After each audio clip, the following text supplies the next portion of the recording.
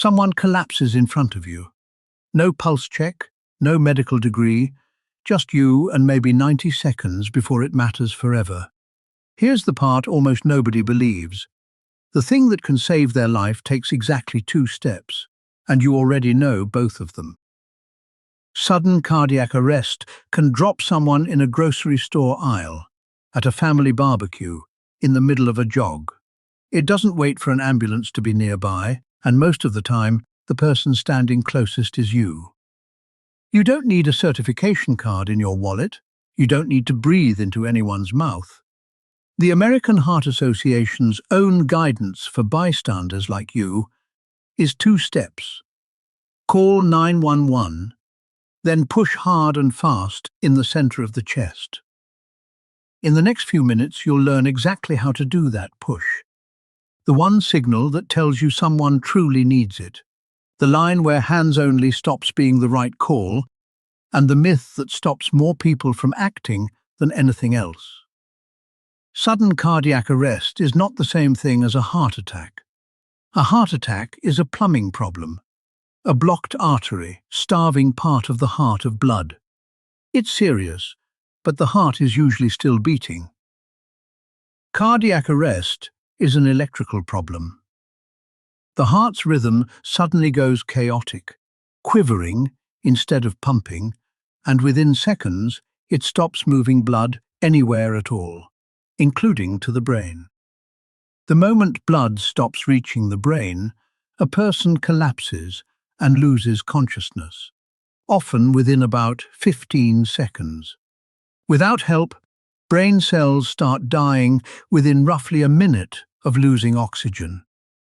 That's the entire emergency in one sentence. The heart has an electrical short circuit, and only 2 things restart it.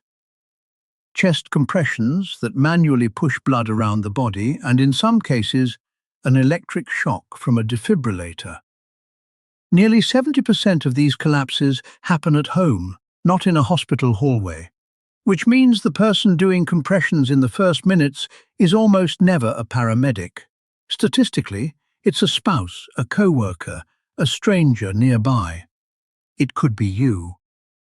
Every cardiac arrest check starts the same way. Tap the person's shoulder, shout, "Are you okay?" If there's no response, you check exactly one thing. Are they breathing normally? This is where most bystanders get it wrong, and it costs real time. A person in cardiac arrest often makes gasping sounds, an ugly, irregular snore or gulp called agonal breathing, and it happens in roughly 4 out of 10 cases. Agonal breathing is not breathing. It's the brainstem firing on its own after the heart has already stopped, and it can fool even a calm bystander into thinking someone is fine and just needs a minute. The rule that saves lives here is simple. If breathing looks wrong in any way, gasping, snoring, gulping, or absent completely, treat it as no breathing. Don't wait to see if it gets better. It won't. Confirm no normal breathing and no response, and the sequence is already decided for you. Call 911 immediately, or point at one exact person and say, "You call 911 now." Here is the entire technique, and it's simpler than most people expect. Kneel beside the person. Place the heel of one hand on the center of their chest, right between the nipples, then stack your other hand on top and interlace your fingers. Position your shoulders directly over your hands and lock your elbows straight. You're not pushing with your arms, you're using your whole upper body weight to drive straight down. Push at least 2 inches deep into the adult chest, but not more than about 2.5 inches. Too shallow doesn't move blood. Too deep can cause its own damage, so aim for hard and controlled, not wild. Push at a rate of 100 to 120 compressions per minute. That's faster than most people guess, faster than it feels like it should be, and it's the single number worth memorizing from this entire video. You don't need a metronome. The Bee Gees' Stayin Alive runs at almost exactly the right tempo, which is why the American Heart Association itself uses it to teach the pace. Play it in your head and push to the beat. Let the chest come all the way back up between pushes, full recoil, then push again. Keep going without stopping until paramedics physically take over. Or an AED tells you to stand back. Here's the line that matters most in this entire video, and getting it right changes what you do next. Hands-only compressions are for adults and teens who suddenly collapse in front of you, with no obvious breathing problem causing it. The moment breathing is the actual root cause. Drowning, choking, a drug overdose, or the person is an infant or young child, the guidance flips. Those situations call for conventional CPR, compressions combined with rescue breaths, because the lungs need help too, not just the heart. So ask yourself one question fast. Did this person just collapse suddenly with what looks like a heart problem? Or is this a drowning, an overdose, a baby, or a choking emergency? That answer decides hands only versus breaths. If you're untrained and unsure, hands-only compressions are still always better than doing nothing. Continuous, hard, fast pushing on the chest is the default that saves lives, even if breaths would have technically helped in that specific case. The instant you confirm no breathing and no response, the sequence is call 911 or point at someone specific to do it and start pushing on the chest immediately, without waiting for permission or a second opinion. While you're pushing, shout for someone to find an AED, an automated external defibrillator. Most gyms, airports, schools, and offices have one mounted on a wall in a bright case, often near the entrance.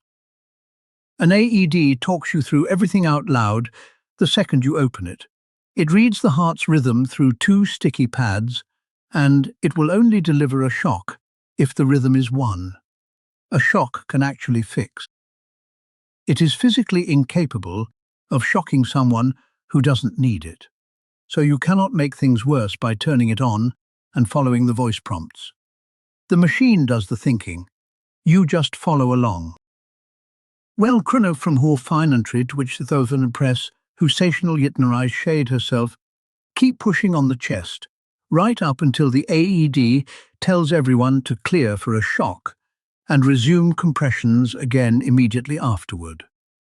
Compressions and the AED work together, not one instead of the other. Myth: you'll break their ribs, so you shouldn't push that hard. Cracked ribs are common with effective compressions, and doctors call them an expected side effect, not a reason to hold back. Ribs heal. A stopped heart does not. Myth: you need a certification card to legally help. You don't. Hands-only CPR requires no certificate, no class, no permission slip, just 2 working hands and a willingness to act. Myth: you could get sued for jumping in to help. Good Samaritan laws in all 50 states protect anyone acting in good faith with no expectation of payment. No bystander has ever been successfully sued for performing CPR. Myth: real CPR always needs rescue breaths or it doesn't count. For an adult who suddenly collapses from a cardiac cause, hands-only compressions perform just as well as breaths-included CPR in those critical first minutes. Myth: only start if you're completely sure the heart has stopped. Wrong. When in doubt, push. If you're wrong and the heart was actually fine, you've done very little harm. If you're right and you hesitate, that hesitation can be fatal.